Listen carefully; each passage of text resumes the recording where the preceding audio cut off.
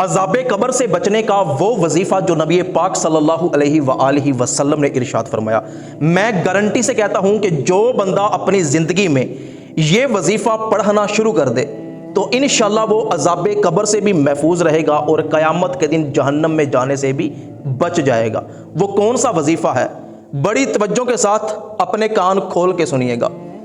ایک صحابی رسول ہیں، جنگ کے دوران انہوں نے ایک جگہ پہ اپنا خیمہ لگایا، اکیلے تھے، آس پاس کوئی دوسرا بندہ موجود نہیں تھا، رات کی تاریکی اور کسی طرف سے کوئی بھی آواز نہیں آ رہی تھی کہ اچانک وہ صحابی اپنے خیمے میں نماز عشاء ادا کرنے کے بعد لیٹے ہوئے تھے کہ اس صحابی کو اچانک سورۃ الملک پڑھنے کی آواز آنے لگی۔ وہ خیمے سے باہر نکلے، ادھر ادھر دیکھا، لیکن آس پاس کوئی بھی بندہ موجود نہیں تھا۔ تو صبح وہ نبی کریم صلی اللہ علیہ وآلہ وسلم کی بارگاہ میں وہ صحابی حاضر ہوئے، رات کا سارا واقعہ بیان کیا۔ تو حضور اکرم صلی اللہ علیہ وآلہ وسلم نے اس صحابی سے فرمایا کہ تم نہیں جانتے تھے کہ جس جگہ تو نے خیمہ لگایا تھا اس جگہ ایک مسلمان کی قبر تھی، اور وہ قبر کے اندر سورۃ الملک کی تلاوت کرتا ہے۔ بے شک سورۃ الملک عذاب قبر سے نجات دلانے والی سورت ہے، اور نبی کریم صلی اللہ علیہ وآلہ وسلم نے ارشاد فرمایا کہ قرآن پاک میں ایک ایسی سورت ہے جس کی 30 آیات ہیں، وہ سورت ہے تبارک الذی بیدہ الملک وہو علی کل شیء قدیر۔ سورۃ الملک جو بندہ روزانہ رات کو اس کی تلاوت کرے گا تو اس کو عذاب قبر نہیں ہوگا۔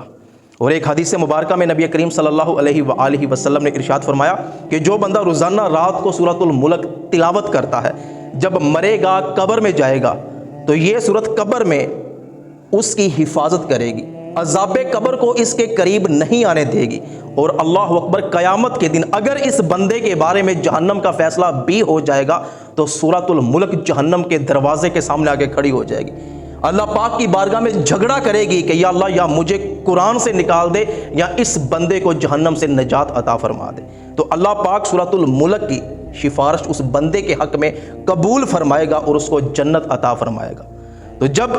یہ حدیث صحابہ نے سنی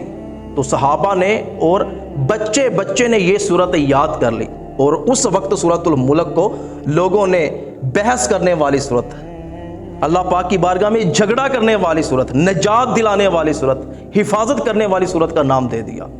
اور نبی پاک صلی اللہ علیہ وآلہ وسلم نے ارشاد فرمایا کہ جو بندہ رات کو سورۃ الملک پڑھ کے سوتا ہے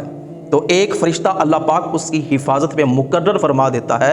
جو اس کو ڈھانپ لیتا ہے اور اس کے بیدار ہونے تک اس کی حفاظت کرتا ہے۔ اور نبی کریم صلی اللہ علیہ وآلہ وسلم نے ارشاد فرمایا کہ میرا جی چاہتا ہے کہ ہر مسلمان کے دل میں سورۃ الملک ہو، یعنی کہ اس کو سورۃ الملک یاد ہو۔